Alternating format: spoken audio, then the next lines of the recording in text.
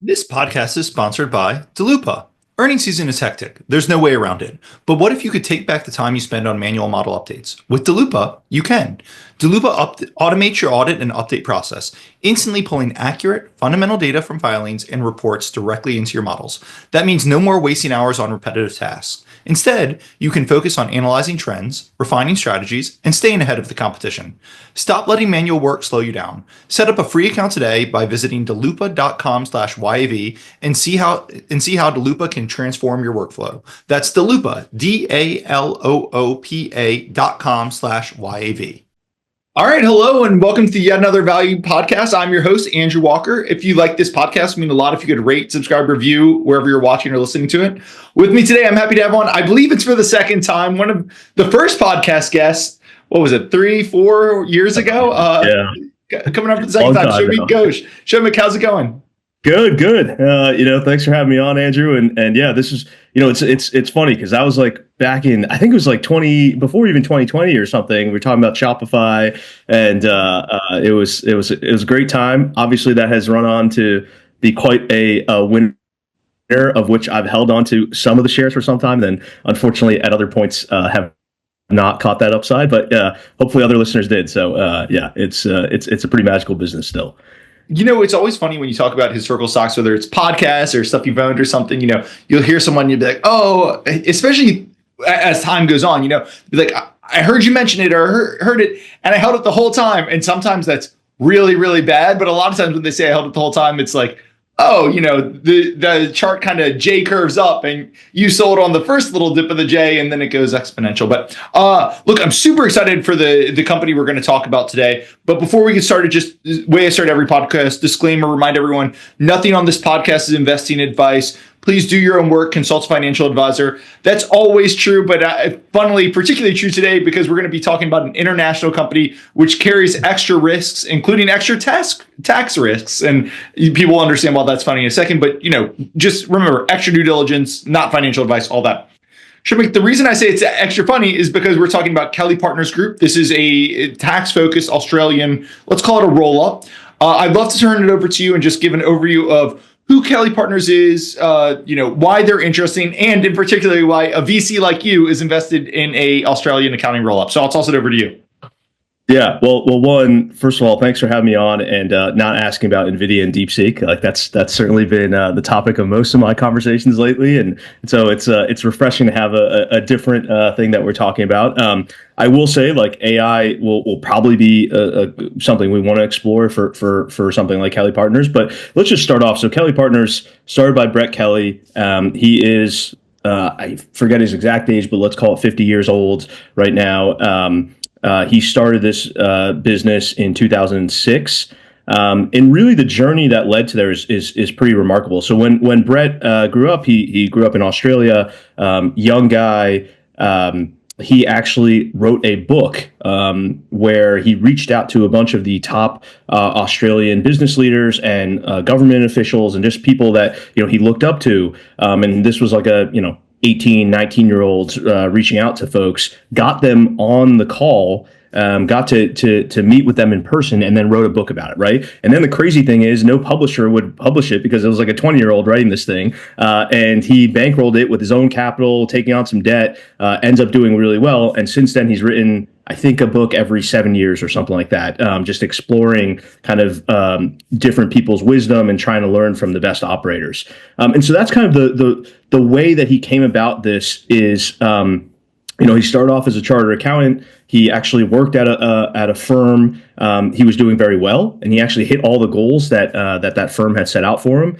And he was like, "Okay, cool. Now I'm going to be partner." Well, guess what? Like, they didn't make him partner, and I'm sure they're regretting it now. But at the time, he was like, "What the heck? Like you gave me these goals. I clearly hit it. Why am I not getting this?" So he kind of had this chip on his shoulder, and essentially got approached by a friend to start a business.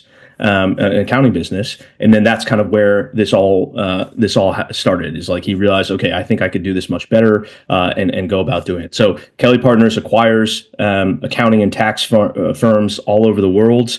Right now, the main focus is Australia, U.S., and the U.K. And Canada. And yeah, it's an accounting roll up. There's a lot of stuff we can dig into about how they do it and the secret sauce around it, but that's kind of the gist of it. No, look, I'm really glad you recommended it because I've had, when you've got something that kind of people are going to hear quickly, this fits into the compounders mold, I would say pretty clearly. I mean, they're quoting Mark Leonard, Constellation Software really frequently, and every other great in their thing. It gets around in the small cap investor world. And I've kind of just haven't looked at it, and it was just a fascinating half day, 3/4 day of research. So, but let's start with the question I like to ask everyone. Market is a competitive place. What are you seeing that the market is missing that, even if you've got great management teams, all this sort of stuff, price for everything, what are you seeing that you think the market is missing that makes this a kind of alpha adjusted opportunity? Yeah, so I think this goes back to a concept that even we talked about in the Shopify episode all the way back, which is there's two types of valuation approaches I would look at ways. It's like relative valuation and absolute valuation, right? And so on an absolute valuation, I mean, let's just see where I haven't looked today where it's at, but it is probably it is a $530 million Australian dollars. So I think with the US, it's like 300 something million. And so from an absolute valuation, right, this is where the VC side of things come into play, is you look at, how big the business could be. You look at how many accounting firms there are, where they're targeting, where's their target market. And that's kind of what enables me to say, hey, the market is actually, I wouldn't say kind of completely missing it. I think they're paying actually kind of a fair relative valuation for where they're at right now. But an absolute valuation is still something that's quite attractive to me based on the fact that I think there's massive, massive growth ahead. And the reason why is one of the biggest competitors that's an accounting roll-up that's out there is called CBiz. I think the stock ticker is CBZ. And if you look at them, they are actually a $4.8 billion enterprise value today, and they have over $1 billion in revenue, right? They are an accounting roll-up. Now, that's kind of how big this could get. Now, flip side is you could say, well, aren't there private equity firms doing this? There's frankly even VC funds, right? Thrive Capital, General Catalyst that have started to do this. But why does Kelly Partners have a right to win? The reason is because they have a really unique model. So they buy 51% of the businesses that they acquire. And why that's important is say you're Bob, you've owned an accounting firm for your whole life, you've grown this thing up. They also target commonly succession sort of opportunities, right? Where it's a partner who's been around, have longevity, is now thinking about what do they do. And so into that situation, they can say, hey, Bob, listen, we're gonna buy majority ownership, but you're still gonna actually have 49% of the business. And what we're actually going to promise you is by coming into Kelly Partners ecosystem and group, you are going to make more money than you did on your standalone basis. And on top of that, we're going to help you with the succession, with phasing you out of the business in a way that you want, which means maybe you want to still work, but you don't want to work the hours that you used to work, right? All that ability allows them to buy these businesses at really attractive multiples. I think they have a 20% hurdle rate. It's typically about, so you can imagine that 4 to 5x kind of EBITDA type of plays, and then they're holding them for the long term, right? And so that's where it's really attractive, is this unique model where they're targeting these businesses, and importantly, it's like kind of businesses that are like 1 to 10 million in revenue. And so why that's also important is think about a PE roll up, right? There's certain PE firms that maybe that's useful for, but most of them are trying to go for larger scale. CBiz also at a $1.2 billion value, revenue. They're looking for also bigger businesses to buy as well. And so these guys, actually, Kelly Partners is focused on the people who are servicing Andrew and Shomik, right? It's not who's servicing Coca-Cola, right? It's the two of us, and that's unique because it's more fragmented. I'm running a niche finance podcast. Maybe they're servicing you. This is a niche finance podcast, but there's a lot of questions here, and I think questions that you need to understand to like the stock. I'm not saying questions as in red flag questions, but let me start with the first one. One of the tough things with roll-ups, and I want to talk every aspects of the acquisition, right? But one of the tough things with roll-ups, in particular this, which is you're going and buying an accounting thing. if you're, yes, you can buy anything if you just come and have enough money, right? At some point, somebody's going to say yes. What they have mentioned is the secret sauce. Like I think on their Q3 earnings call, they talked about, hey, we buy these things and they've got mid to high single digits, and we take them to 30% margins. And you talked about something as well in the notes we were sharing back and forth. So there's a difference if you're a roll-up, a private equity roll-up where, hey, we're going to buy 5 small things and roll them up. And we can talk about that in a second. But this thing that jumped out to me is, what is the secret sauce that they have where they take, Andrew and Shomik have an accounting partnership that they own 100% of. Obviously, we are very hardworking and, it's getting 9% margins. They come in. What is the secret sauce they deliver that take the margins up? Because Brett even said, we have a huge margin of safety because if we buy something for 5 to 6 times, but we triple the margins, right? Then it becomes 2 times. Or if we pay 8 times their price, it's 3 times our price. So what is that secret sauce that kind of creates that much margin inflation? Yeah. So let's take a couple aspects. First, let's talk about it from the business aspect, which is that one of the important things to notice about these accounting firms that they're getting is, again, if they're servicing Shomik and Andrew, right? The likelihood of churn is very low. And why is that, right? Well, like my accountant, for example, he works with a number of other VCs, right? And so it's just something where he understands the business, he understands how to file extensions because, carried interest, like all these sort of stuff that happens, right? And so all those dynamics, it's like, I don't have to think about it. This guy knows it. So if he hikes the prices 5 to 10% on me, it's a lot of weight for me to be like, he already knows everything about all of my assets and everything like that. And now I got to go and teach that to somebody else to save, a couple bucks. Like, it's just not worth the audit risk. It's not worth the brain damage or anything, right? So retention of these businesses is actually quite high. And then 2, you also have pricing power on top of that. So those are 2 levers that we'll talk about. I agree with both those, right? But this would come to the other edge of the question, right? Like the knowledge, the thing I worry about here, and I've seen these work really well and these work really poorly in different industries. Like in the dental industry, I think private equity's really struggled because you go by a dentist and a lot of what you just said, probably a little less so, but a lot of what you just said applies there. But what happens is you buy the dental practice and then the dentist, all of a sudden he doesn't own 100% of the equity, he owns 49%. He doesn't work as hard. Or after his non-compete expires, he goes and opens up a dentist practice across the street. Like everything you said, I agree with, but that is, the accountant controls that, and he should either price it up when he's selling to Kelly Partners or he works for Kelly Partners less hard because he doesn't get the direct fruits, or he goes and creates a competitor.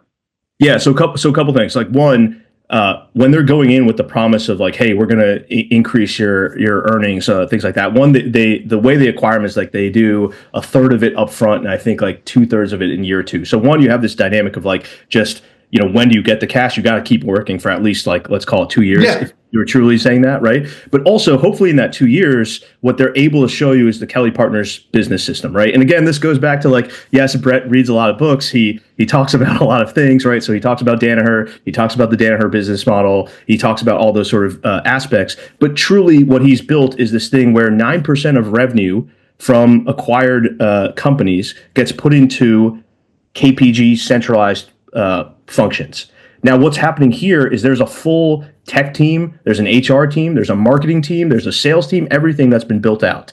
And so now you have this kind of bespoke group, right, that they're calling a business system, but it's a services group that can go in and immediately start doing things to your business. And so, for example, imagine that, I can say this for my accountant, if he's listening, like he does not have the most sophisticated back-end billing system, right? So his accounts receivable are pretty bad because he literally sends me a letter and then is like, hey, Shomik, like just send me a check back, right?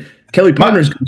My accountant does it on Venmo, right? He sends me a message and he's like, hey, I did your accountant this year. You owe me $200. Yeah. And he's like, here's my Venmo whenever you get a chance. And I'm like, you're an accountant. This can't be the best way to manage your accounts receivable. Literally, like it's crazy, right? So imagine you go in and you're just like, hey, listen, we're just going to put in a standardized process, make it super easy. Well, no accountant also likes sending out invoices and like chasing the person down and being like, hey, Andrew, did you pay the $200? Like, can kind of just let me know when you could pay it, like stuff like that, right? It just automated, and so automatically that the cash conversion cycle just gets boosted just from that alone, right? But then there's also other dynamics, like there's the client retention dynamics that we talked about of like, okay, well, now can you increase pricing given the data they've they've had now over 80 acquisitions. Like, can you increase the pricing? What can you do with that? Well, how does that flow through, right? There's also the sales and marketing aspect. Most accountants, the guy that I met, for example, it came through word of mouth, which, by the way, is the best thing about these businesses, right? Because it's low customer acquisition costs. So again, the margins can be high if you run it properly.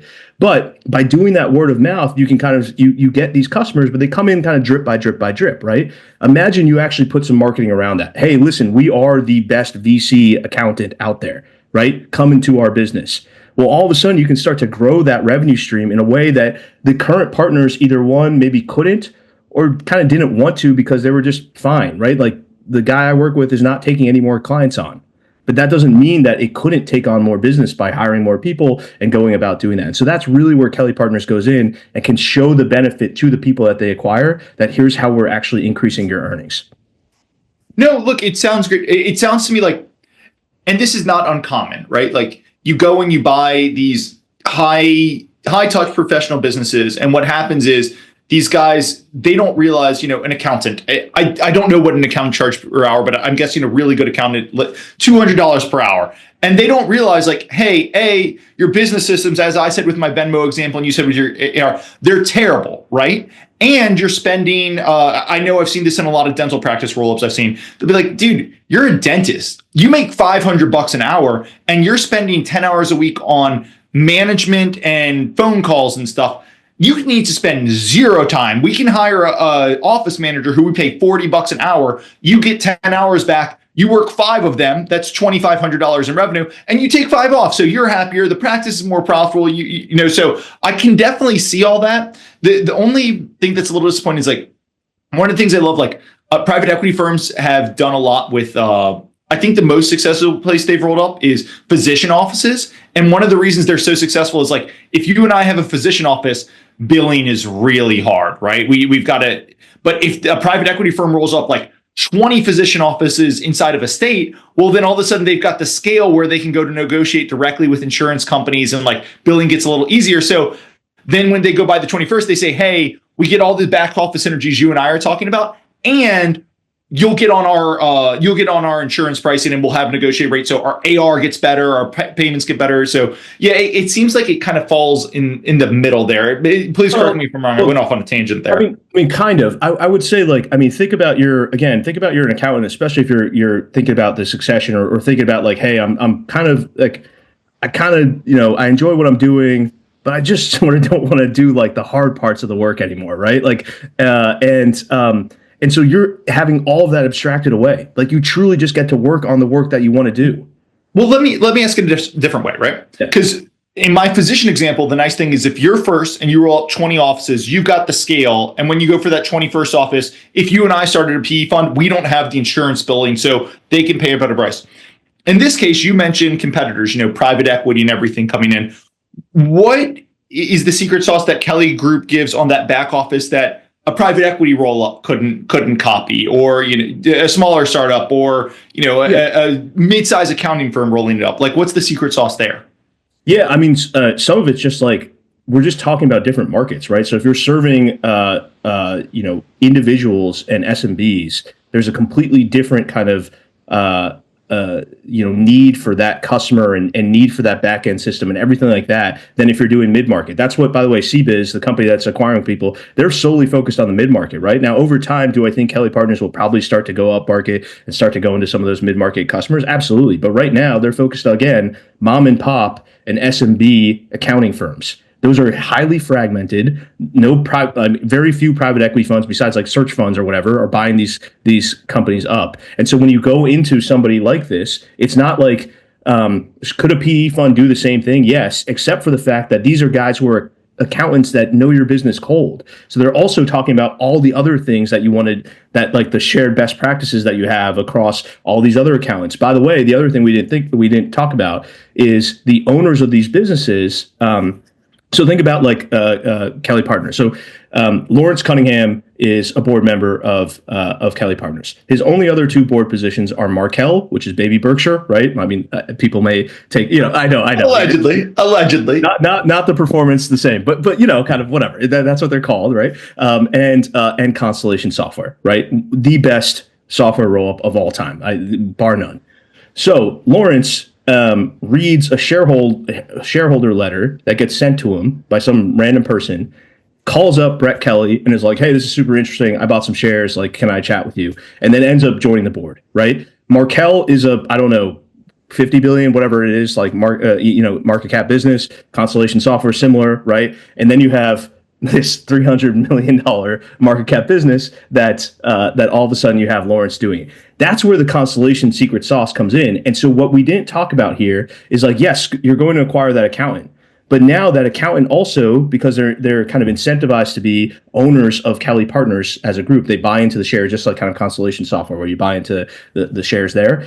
They're incentivized to kind of grow the business by going and talking to other accountants. So there are these decentralized scouts that start to go in their markets to go and acquire those people. So think about it. You make an acquisition in Florida, right? You are targeting VCs.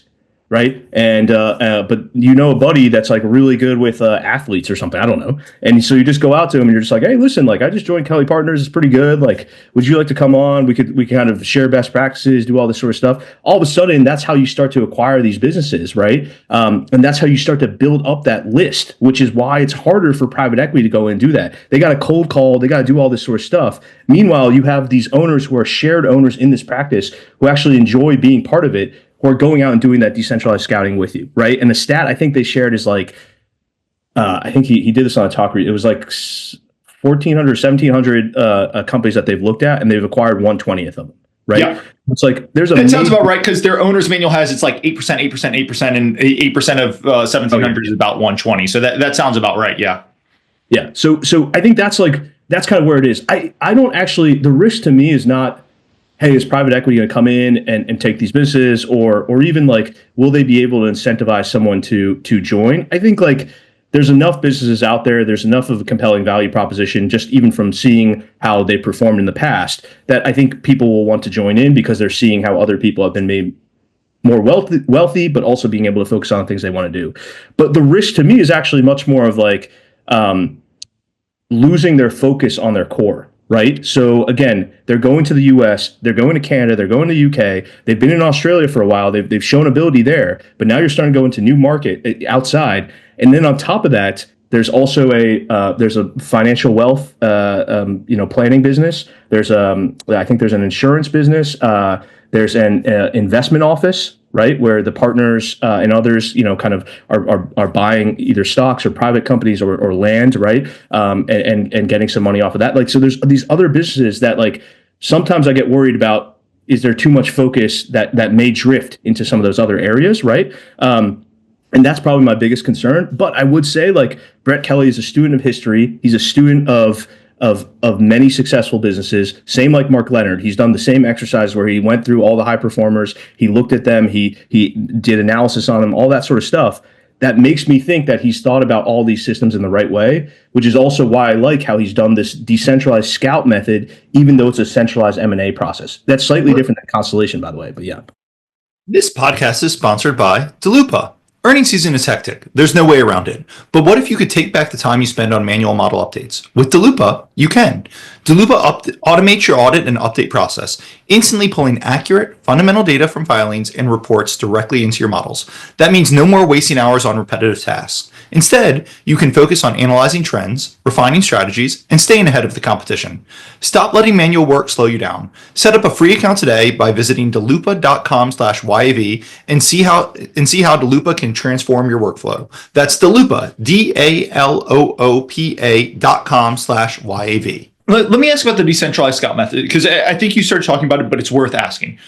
The big thing when I've heard other shareholders talk, the thing that gets them so excited is they've started to, this was Australia focused, and I think they just cracked, if I remember correctly, they just cracked top 10 in accounting in Australia, right? And they started moving into, they exclude the big four, but I know, I've got the quote, they said we're like right in the, we're number 10 out of 10. We're number 10. But the thing that's gotten shareholders so excited is they started moving into the United States. They and I believe it's California's where they started, and they just had Florida, and there might have been one other market. But I did want to ask you, a lot of when I kind of suggested, hey, I'm a little skeptical of some of the angles, a lot of what you came back to was the culture and the scouting. And then they come to the US and it's like, hey, I can understand how if I'm a dentist in Texas, I know the other best dentists in like all the markets in Texas or all the best markets in the Southeast. But it is a little hard for me to say like, hey, this Australia accounting firm that's done great and has great scouts in Australia, none of the Australian accountants know the best local accountants in Florida or California or whatever. So like I do, maybe they pay up, maybe the systems are so good, but I kind of worry that you poured it over to America, and because it's such a people business, not a real software business, I worry about, does it work? And maybe the answer is you pay a fair price for the first 5, and then you've got the scouting department going, but it is a risk. And yeah, it's something people get so excited about, the international expansion. So I'll just pause there because I'm starting to ramble. No, that is a great question. That's a concern anytime you see a business go expand internationally, right? I would say the only thing that I would kind of tweak to that is it's not like they're just going in and saying like, oh, hey, California, like, I'm just going to go buy a bunch of businesses. No, they started in Los Angeles, and they actually started even more specifically. I think they started in like Burbank or something like, I don't exactly know when, but they started in a specific city in Los Angeles. Now, why am I talking about that? Well, the reason is because they targeted areas where there were the most Australian expats, the highest density. And so the companies that they're actually acquiring, the firms that they're acquiring, it's not like, again, it's not the people that are servicing Shomik. It's the people that are servicing, the guy who says crikey or whatever, like the Australian who moved over to the US. And so that's how they're building this out first, right? Is around density of these expats, around where they're focused. And so that's where in Florida, they've been very specific. North Carolina and then Texas are those kind of markets.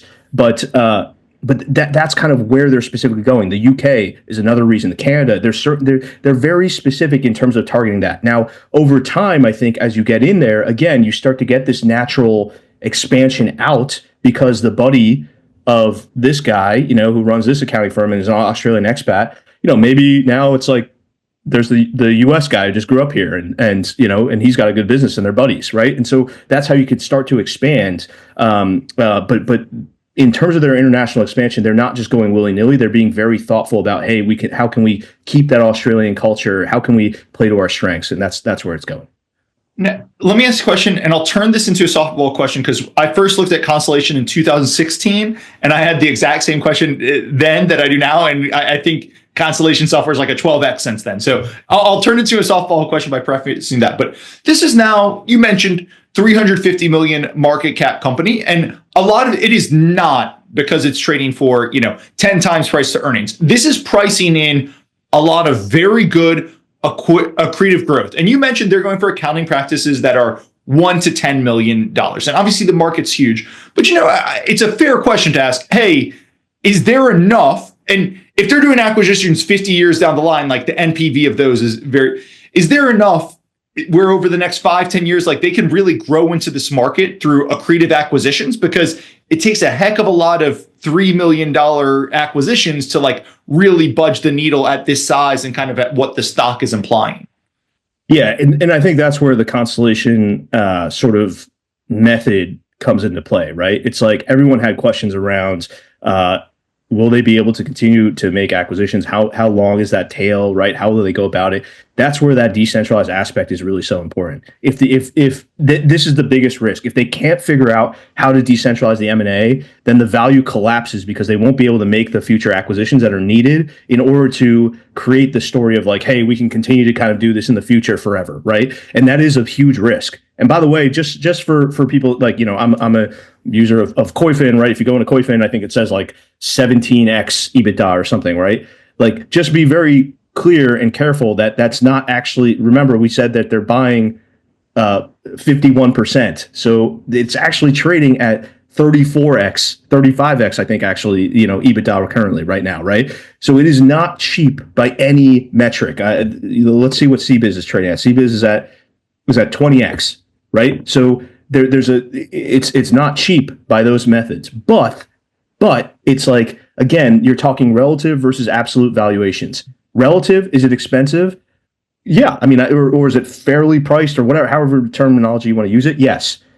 On an absolute basis, based on the market opportunity, do you think that this team is with all the risks that we mentioned, kind of focused on those right things? For me, the answer is yes, right? I think this could be, a 10x type bagger, right? But there's a lot of risks, and it's never going to be cheap. It's one of those things where like maybe you can buy it on a hiccup at some point, but like I don't know, I really doubt it. And by the way, once they list on the U.S. stock exchange, which like, well, who knows when it'll happen, but it could happen in the near term future. They're kind of focused on it.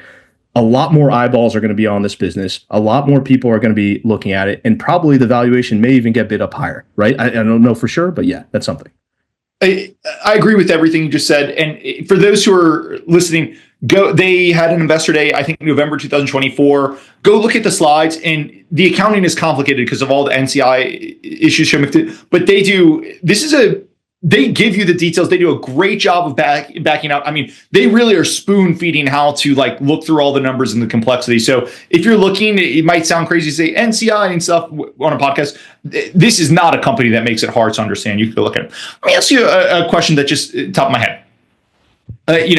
I think Lawrence Cunningham is the one who wrote the book, You Get the Shareholders You Deserve. I've got some questions about all the quits, but you mentioned they're going to relist from Australia to the US. And I know every investor loves that, though I don't think Australia multiples are that cheap because they've got the superannuitization fund, and that's kind of like a permanent bid and stuff. If they were UK listed, it would be a party if they did it. But I guess I want to ask you, like, this is a team that's focused on long-term value accretion. They talked about, hey, they buy back. They've got, here's the shares we've issued. Here's the share we bought back. We buy back shares when they're too cheap. I think they even bought back shares in the second half of 2024. So that gives you an idea. They even talk about, they started talking about dividend discount models on their things. So at least they think that they're trading too cheaply. I guess my question here is, why relist from Australia to the US? Because they're not really issuing equity. They are the type of shareholders who would like to buy back stock when it's cheap. And when I just roll all that, I'd be like, hey, most of the managers I know would almost rather be on a more inefficient market and, less compliance eyeballs, all that sort of stuff. Then the relisting to the US sounds like the type of thing I would hear from more short-term focused people who have plans on issuing equity. So I'm not like harsh criticizing it. This doesn't strike me as the team that would be really looking for that. I kind of think of it as a short-term pop, Yeah. So one, we're completely speculating if there'll be a pop or not. I think there probably would be, but like, who knows, right? But what does listing the US actually do? One, it brings a lot more exposure to the brand, right? It's like truly, like, I mean, as much as we talk about, the Australian FTSE, like all this sort of stuff, but like, let's be honest, the US stock market is still the most dominant one, and what everyone pays attention. Does an accounting roll-up need exposure to the brand through the stock market, though? Because Constellation Software has not had any problems buying people or with brand exposure, and they're up in Canada. Yeah, I mean, I don't think you necessarily need to. Does it help with an accountant that lives in California and is like, oh wow, I'm buying publicly traded stock that's on the U.S. Like, yeah, I think that helps a lot more to explain to your wife while you're selling the business versus if you're saying, hey, I'm buying an ADR or like on the Australian. No, it's a great point, especially if you're doing stock deals as part of the sale component. Having it actually really answers the question. Having a listed U.S. stock. That's only one aspect, by the way. Like, we didn't even cover. Remember, like, again, when you start to buy these businesses, they're really trying to think through how can we be thoughtful. You have high retention businesses that can cash flow really well, and a team that believes that they can take that cash flow and increase it in a relatively short time period, right? So if you think about that, then they want to buy it with as least equity as possible.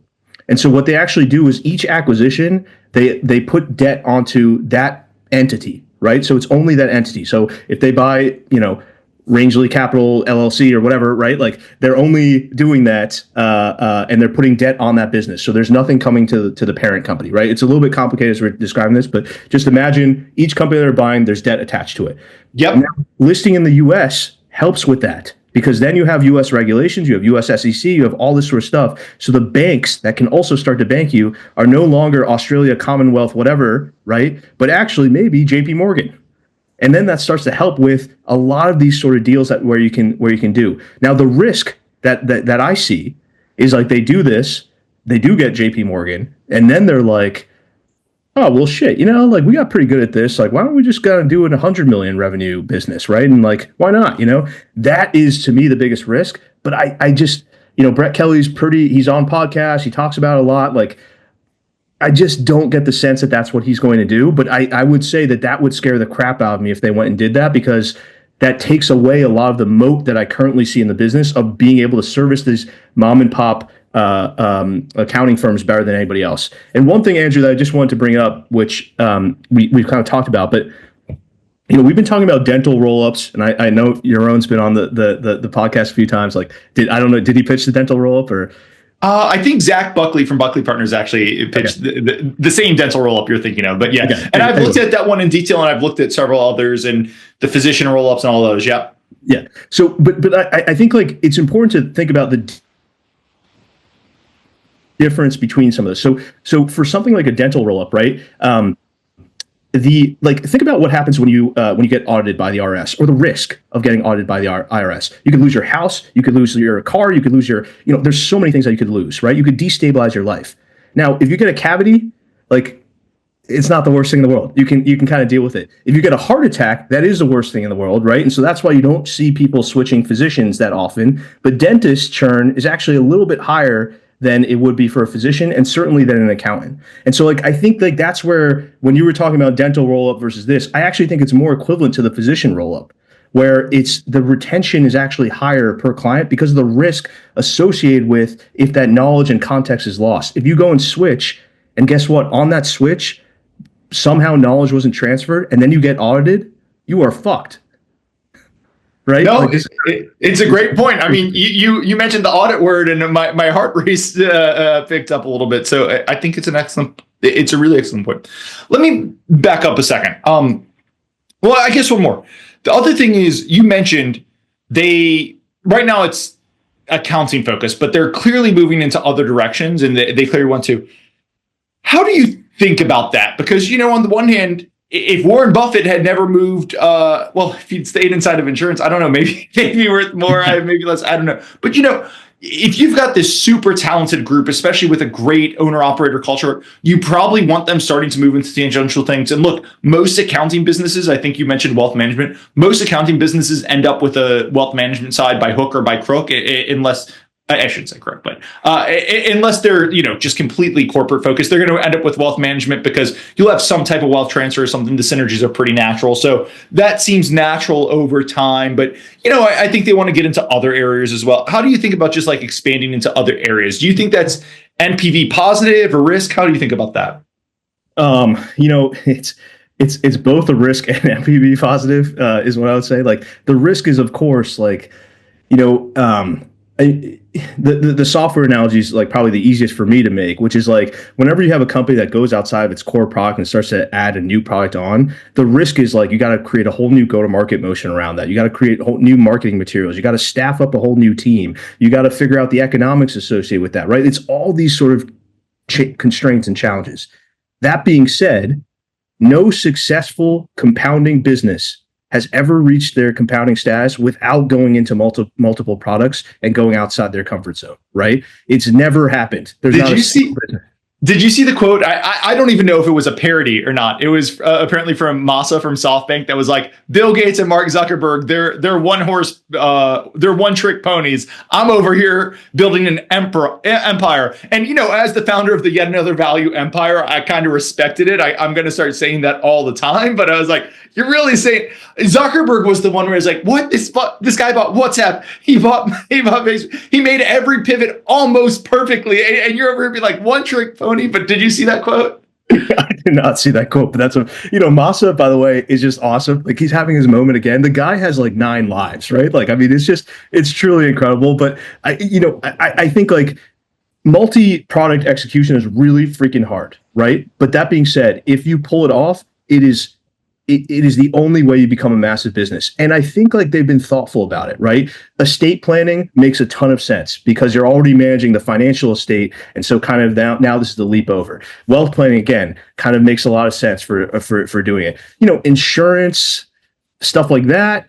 I think that's the question. I mean, every 10 years, every financial company staples on an insurance company, and then 10 years later, they staple it off. So, yeah. I mean, so that to me is more of a risk a little bit further apart. But one thing I will say is, again, you can study how they're doing this. So they're doing it thoughtfully by focusing on Australia with these ancillary businesses. And so then that's their testing ground. Does it work in Australia? Are we doing it right? Whatever. And then they can start to move into the US, UK, and Canada. But like, we haven't yet seen them do that. Right now, they're still putting boots on the ground with just accounting firms, making the acquisitions, building the playbook, building the decentralized scout network, all that sort of stuff.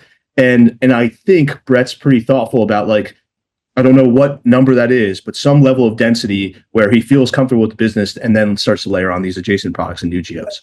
Let me ask a tail risk here, right? So we said $1 to $10 million revenue company. So betting against the US tax code and complexity has been a loser's bet forever. But, I do think there have been efforts underway. If you make less than $50,000 per year, just very simplified tax returns, I think there would be a lot of steps if the government wanted to take them. They could simplify tax returns for all but the upper tier earners. But the other side of this is also, tax returns are something that I would think are very exposed to AI, right? Like, it's a systems of rules. You could probably plug in, I don't know what the Australian equivalent of the W-2 is, but you could probably plug it in and then it could spit out a tax return pretty quickly. That's like 98% correct. And then maybe you hand it to a accountant and say, review the work, or maybe you review it yourself and turn it in. But I wonder if there is a tail risk here of, these accountants are highly paid professionals. And is there some type of tail risk where 3 years from now, AI is so good that these accountants are completely displaced? Or you could go the other way, right? Like, I see 2 years ago, I think I saw a lot of people like, lawyers are going to get displaced by AI. And now what I am hearing from people is lawyers are really benefiting because AI does the grunt work and the lawyers can spend more time on like the creative work or client sourcing or like. So I just want to toss it over to you. You're actually a VC. You're involved in AI. You've probably talked more about DeepSeek in the past day than I have in my entire life. But how do you think about that type of tail risk here?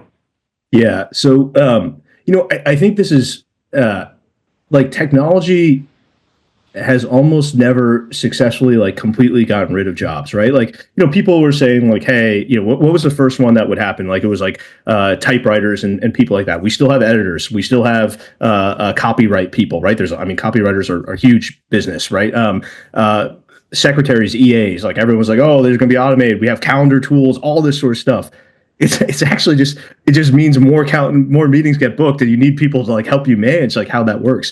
The same thing goes for accounting, right? So one, let's tackle the tax complexity. Intuit spends a lot of money to make sure that doesn't happen, right? H&R Block, all these companies, they lobby. It's freaking terrible. I wish it wasn't the case, but it is, and it's been that way for a very long time. It's not going to change. You mentioned the less than 50K sort of cohort.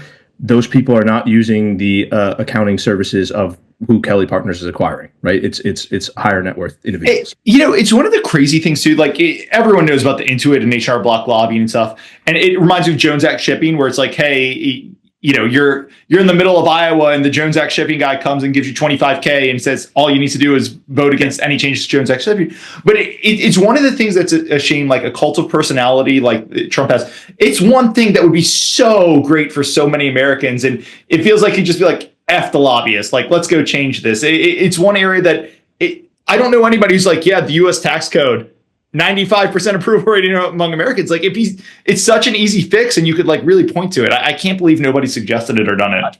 Well, I guess I can, but it'd be nice. Well, part of the reason why I also don't think that happens is, and this is just my personal opinion, but I think Trump is someone who is fairly self-interested in his own wealth as well. And I bet he benefits from a fair number of tax loopholes that that's what they say, right? That when you've got things like this, the more you can make it rules based, and then there are exceptions to the rules, it's actually really good because you can take advantage of the exceptions. If you're high up, you can start pulling strings. Might be bad overall, but it's completely agree. Yeah. But let's go back to AI. So the coolest thing about AI and what I like to say is, like, I've actually not been calling it a platform shift. I've been calling it an enablement shift. And why I say that is because, like, I don't know if you've used like ChatGPT for like your stock research. Have you like used it yet? I have. I don't know I mean, I've seen people use it in so many different ways. So I'm not sure the exact way you're thinking, but I'm certainly quite familiar with ChatGPT and the likes. Okay, I use it like it is the best tool I've ever seen. Like the other day, I was like, "Oh, why is Regeneron trading down where it is?" And like I just like asked it. I asked ChatGPT. It gave me a bunch of reasons. Then it came up with this ILEA thing, and I was like, "What is that?" And I started and just like the ability to go down the rabbit hole using ChatGPT or Perplexity or whatever answer engine you want to use is amazing. Now, that being said, like someone could say, well, like, oh my God, so good at doing research and like, it knows what's happening. So it could just buy or short companies. Well, again, this is a system of people all buying together. So like Adobe gets shot because people are saying, oh, it's like not an AI winner, it's an AI loser and all this sort of stuff. Well, then like Shomik and Andrew might have a variant perception, which is like, well, actually, even given all those, like we're actually going to make it a higher position because of the fact that, we don't believe that that's the case, right? That's very hard for an AI to do because it's like it's taking in behavioral tendencies and like the zeitgeist and like the culture and the tweets and who's tweeting what, like all this sort of stuff. Could you make a model that takes that all together? Sure, but like how do you gauge nuance, right? The tuning and the weights of that would be really hard. So all that goes to say, like normally these paradigm shifts mean that the individuals doing the work get augmented, which means margins go up, they become more productive. But at the same time, that usually doesn't last in the sense of then everyone else also gets productive and the margins go up. And so then it gets competed away and you end up back where you were. But all that being said, we do have this tailwind as people start to adopt this in the near term. Let's call it the next 3 to 5 years before then they start to stabilize. And so I think that's actually a margin tailwind for Kelly Partners and other roll-ups if they're able to leverage AI. Let me push back on it from a different angle. I wonder, you say margins go up and then it gets competed away. I mean, the other thing, and this would be a long-term tailwind, is, and I think you've seen this across a lot of industries, what happens is margins go up because the lower tier players get competed away. The best players can do more work, right? So I think of a lawyer. Lawyers in the 80s, what would a high paid lawyer make? $1 million. I think there are examples of lawyers today who are pulling in 20 times that. And I'm sure a lawyer today isn't like dramatically better at law than the best lawyers of 20 years ago, but because they can use AI and stuff to do a lot more work, because the world's more competitive, all that type of stuff, I think they just get paid a lot more. I point to basketball player salaries, but that is much different in terms of it. But I think it speaks to the same thing as well. No, I think that was great. Let me shift to the other red flag factor I had here. And this is, I'm a value investor. When I read the earnings call, the owner manual, obviously it's speaking to me, right? I mean, I think the last earnings call, he quotes Charlie Munger, he mentions good to great, he mentions built to last, he mentions listening to a Danaher podcast unfortunately he didn't mention listening to the Yet Another Value podcast. Hopefully the next earnings call, we'll send it to him and he'll be able to say Yet Another Value podcast, go listen to it if you want to be a shareholder. But he's speaking to me, right? But my history of CEOs who mentioned, especially good to great. Good to great is always the one somebody mentions, they're like, oh my God. For some reason, There's something about good to great there've been several CEOs who've gone and they've said, hey, I read The Outsiders and I'm going to run an outsider playbook here. And I won't name names. Some of them have done it well and some of them the stock has gone to zero, right? So I guess I've been hurt before, right? And when I read this and I've got Lawrence Cunningham on the board, I'm like, this sounds great. But it also sounds like the type of thing that somebody with a low margin business would go to get like a retail cult around it. And there's nothing wrong with that, but to get a retail cult around it, to get a high stock price and then rug pull. And now the thing here is he owns a 50%-ish of the stock. Like, I don't know what the rug pull would be, but I guess, on the one hand, I love to see it. And on the other hand, like a lot of it does hit my, hey, these are things you learn over like 10 or 15 years and you start getting the gray hairs in your beard. Sometimes the thing that seems like a green light go is actually a big red flag. So I'll just toss that to you. Yeah. So this has been pretty much the biggest pushback from anybody that looks at the stock is like, hey, Brett's on Twitter, by the way. Like, I think it's at Brett KPG. He's very active. He's on podcasts. Kelly Partners has his own podcast, right? And so you're kind of asking like, hey, what is this guy doing, right? He's like, oh, he's talking about this stuff. Like, what's going on, right? He's on Twitter. I just saw. I did not know this, and he follows me. He might be a Yet Another Value podcast listener. YOLO long. Let's go. It's I think one of the things that I would just say is one, as a VC, like we study human nature, and one of the things is we really want to see consistency, right, in the way people work. And so, like, good to great is a great example of, like, Brett mentions that in every single conversation. It's not just like, oh, hey, I read it or whatever. It's like, no. This is ingrained in me. This is like what I believe. This is how I think about things, right? And so, so if there was variability, and all of a sudden he was like, oh, I moved over from Munger to Bill Ackman, right? Like, because Ackman's crushing it right now or something like that. That would obviously scare me. But it's like, one, the consistency in his messaging, and then two, we talked about that owner's manual. I really encourage anyone who wants to be a prospective shareholder to go and look through that. The level of detail, not even just explain the accounting, but also Brett's shares and his ownership and what he's sold each year is listed there. He also says, it even tells you, like, hey, he owns, I think it's 48% right now. It says, I'm going to own over 35% over time, but I'm letting you know over time, like, it's coming down to 35%. Now, is that through share issuance or him selling? I don't know, but he's letting you know I'm not going to be, a 90% share. I thought that was refreshing, I just liked how it, yeah. I would say, so to anybody that has this issue, right, of like, hey, is he overly promotional? Is this I would just say, like, go and figure out the KPIs and the stuff that you think are really important to the business and see if those are reported consistently every single time. If they're not, and they start to change, then that should probably, trigger the warning signal that, hey, something's happening. But if not, like, if Brett goes and sells 5% of his stake tomorrow, like, given consistency, we should expect to see that in his report saying, here's what he did. And I bet you he would probably say something around like, here's why I did it, and so on and so forth, right? And so, like, if that didn't happen, then that would be a warning signal for all of us to hit the sell button right away. But I don't think that's the case. Again, he's 50 years old. He just moved to the U.S. His son's going to, I think he's about to go to college or something like that, right? Like, he is someone who's still in the prime of building this business. And it's not like, why did he move to the U.S.? It's because he wants to open up this geo and make it a big business. Otherwise, he could have stayed in Australia. He could be a really wealthy man and just, like, kind of chill and just do it. But he wants to build this into a big business.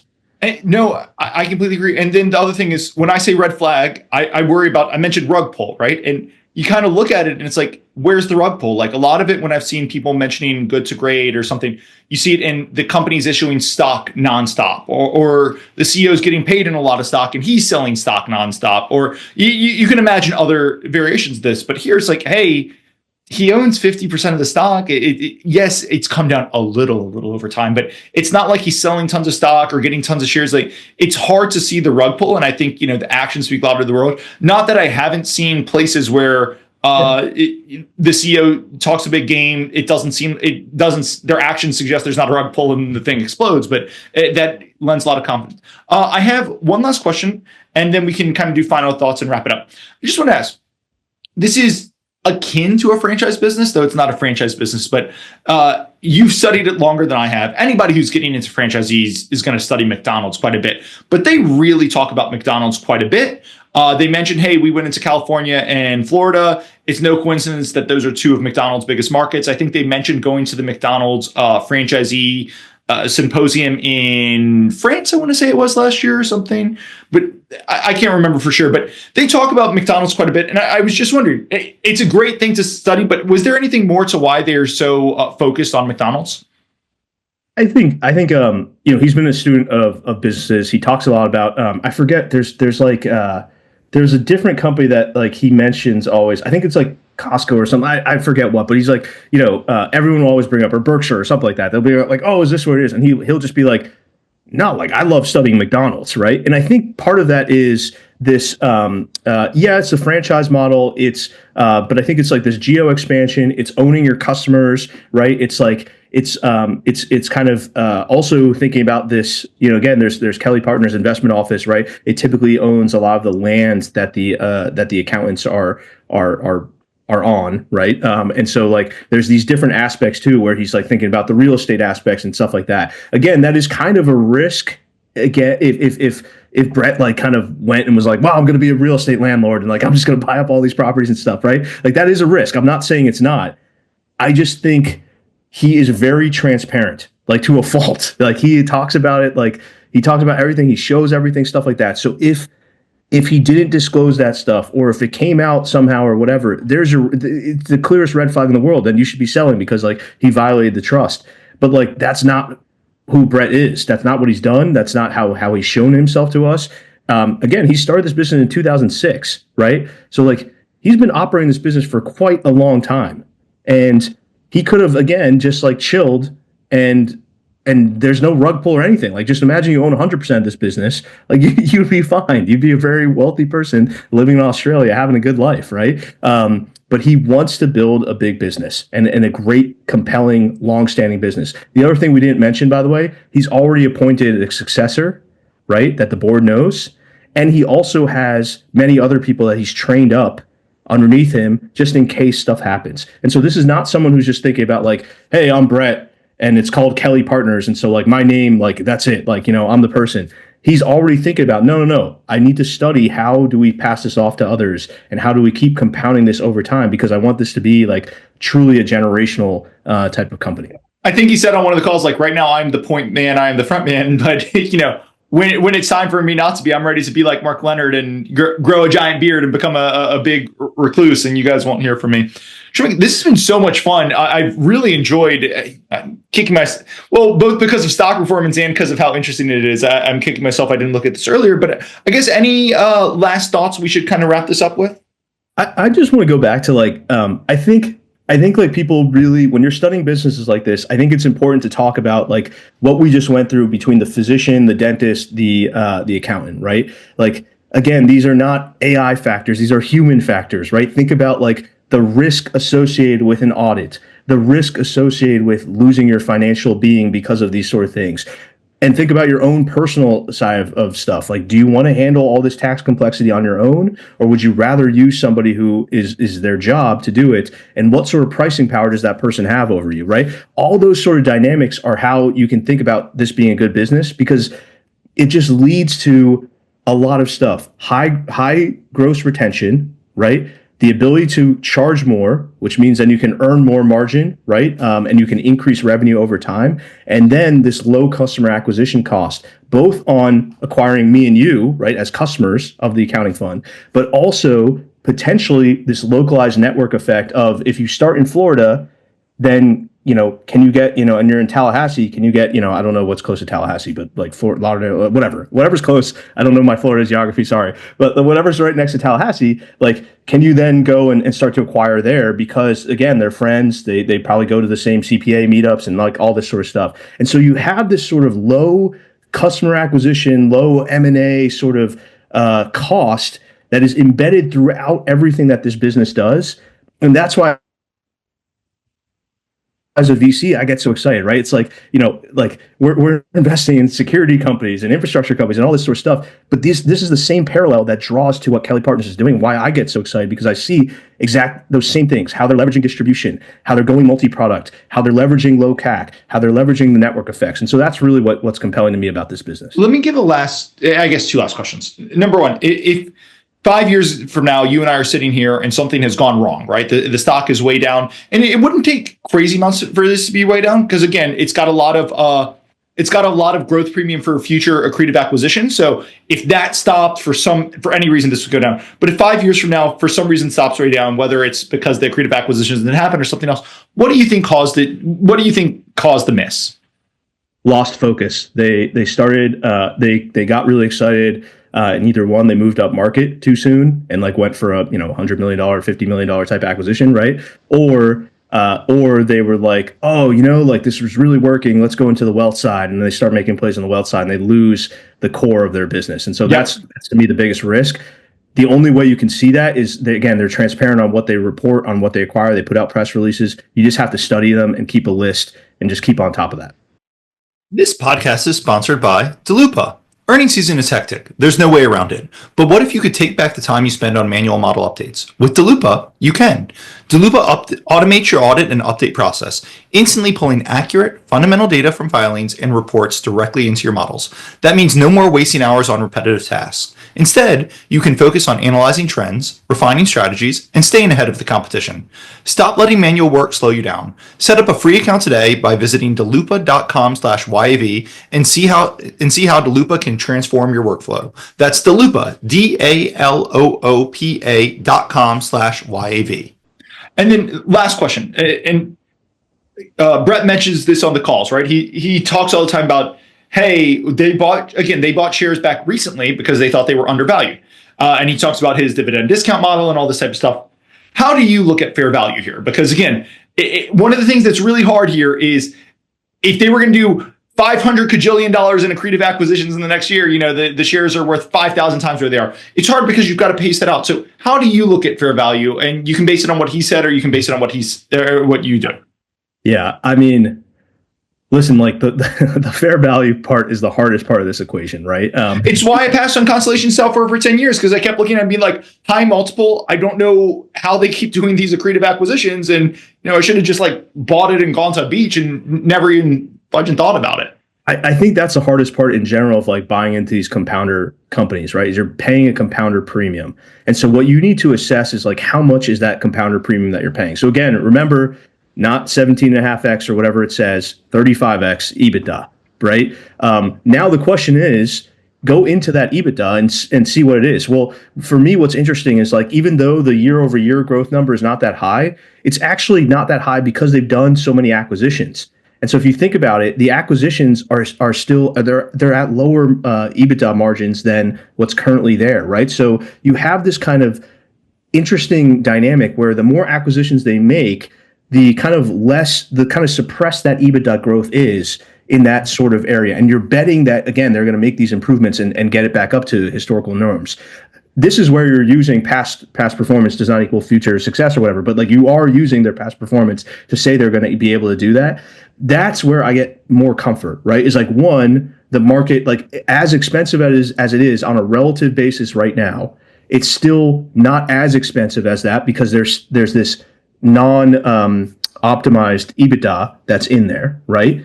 And then the other aspect to it is, again, like CBIZ is a $4-5 billion enterprise value company, right? They've been compounding for a very long time. If we're early into the compounding story here, which I think we are, because given they just started in the US and UK and Canada, like I think those can be very big markets, let alone Australia, they could still expand within. We're looking at something that could compound for quite a long time, right? And so like for me, I think it's warranted to pay the high multiple, but like, let's not kid ourselves. It's a really freaking high multiple on a relative basis. So that's just what people need to understand.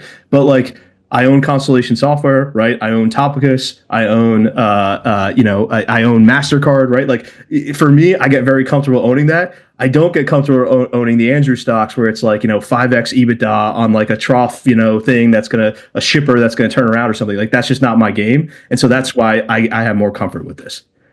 You said 5x EBITDA on trough multiples. Like, what's the stock? What is it? I'm like a rat with cocaine, as somebody said of shipping ones. At some point, you need to check out Match Group because that's the version for me right now. It's like Match Group is like. I've looked at Match a lot. We probably a conversation, but for another day. But I think it's really interesting though. I mean, you're married. You just said, was it your second kid? You just said first kid. First kid. Okay, so you're in the thick of it now. But my worry is, we are not the right people for it. Both of us are married and have kids, right? We're not the right people. And my worry is, unless you're actually going out there and hitting it, and is like 8 years ago, I owned Match Group and I had a thesis because me and all my friends, it was the hot thing. It was great. When I talk to my few remaining single friends, like a lot of them tell me, hey, we don't do online. We don't do those anymore, right? Like the run clubs, which there was a Wall Street Journal article that was just absolutely, but they're into the run clubs or different ways of meeting people. They use Instagram. And like, I worry that it's one of those things where you look at it and you say, yes, the network effects make sense to me. The valuation looks cheap, but then you buy it because it looks good on a spreadsheet and like the actual users are really churning. It's really hard for married guys. Like I remember when I was looking at it in 2016, I told my now wife, I was like, hey, I need to we'd been dating like 9 months. I was like, I need to download some dating apps so I can do some due diligence. And she told me a few months later, she's like, yeah, I texted all my friends like, I gotta break up with this guy, right? Like he's definitely about to cheat on me. So it's hard to do diligence, and you can say, oh, I downloaded and looked, unless you're going on them and it's just one of those hard ones. Tell me anything I said right or wrongly there. I would, the only thing I would just push back on, I guess, is I think like this is one of those stocks that is an AI winner and is priced as an AI loser. And why I say that is, like, what AI is really good at is search, discovery, surfacing insights that you weren't able to see before. And so for people who are looking at these profiles and like want to understand like a bit more about the person to really get to know them, I think AI is just going to enrich that going forward. And by the way, I mean, not to, kind of be crass or whatever, but like, a lot of the dating profiles are like, people do the Instagram filters and like all that sort of stuff. Like AI is only going to improve that, right? You're going to be able to make your photo be the best, most attractive photo of all time. Like I think those sort of things are actually going to be useful to improve, or at least I wouldn't say improve, but like right now it's priced as if it's a declining dead asset, right? And I think it's like less of a declining dead asset than the market thinks, and more of a stable asset, which can cash flow for a very long time, and maybe has growth from Hinge kind of breaking out. But that's probably for another time. And also when you AI winner, like, look, the toughest thing for, I had no shame, but the toughest thing for a lot of my friends is like, how do I start talking to someone here? Like you think about AI prompting, or like, I could imagine a world where you and I match on a dating app, right? And like, we actually never really need to communicate until we discover we like each other, because AI is just sending paragraphs back and forth and like, okay, we've checked your two AI matches. Why don't you go meet up in person? I don't know. That'd be kind of crazy. I mean, that might be where we're going. Hopefully not, right? I think it's going to be much more around like, imagine again, you do a video, right? And it clips the best part of your video, because AI is really good at acknowledging, kind of where you're doing, what your voice inflection, all that sort of stuff. And boom, now that's in your profile. And so one, it reduces the friction to create the dating profile and get it up there. But then two, also improves, the way you kind of look on that dating app in a number of ways. And so like that to me is why it's like the path of the decline is still like a COVID. No, I hear you, but you gotta, if you want to own that, I think you got to hire two 24-year-old analysts and be like, I want you to go sign up for all the dating apps and tell me like how you use them and tell me how your friends use them. It's very hard to but that is where the edge can be, right? Like famously, I personally think stocks that aren't in the Silicon Valley / New York City wheelhouse, I think are often underpriced because they don't get it. And there's a really long runway in things that aren't quite in that wheelhouse. Anyway, we're way off topic. Shomik, this has been awesome. We're going to have to it's been 4 years between pod 1 and pod 2. We're going to have to do less between pod 2 and pod 3, but it's been great. I'm going to send it over to Brett and be like, I want to mention on the podcast or out next time, but this has been awesome. We'll talk soon. Yeah. Thanks, Andrew. All right. See ya. Bye. A quick disclaimer. Nothing on this podcast should be considered investment advice. Guests or the hosts may have positions in any of the stocks mentioned during this podcast. Please do your own work and consult a financial advisor. Thanks.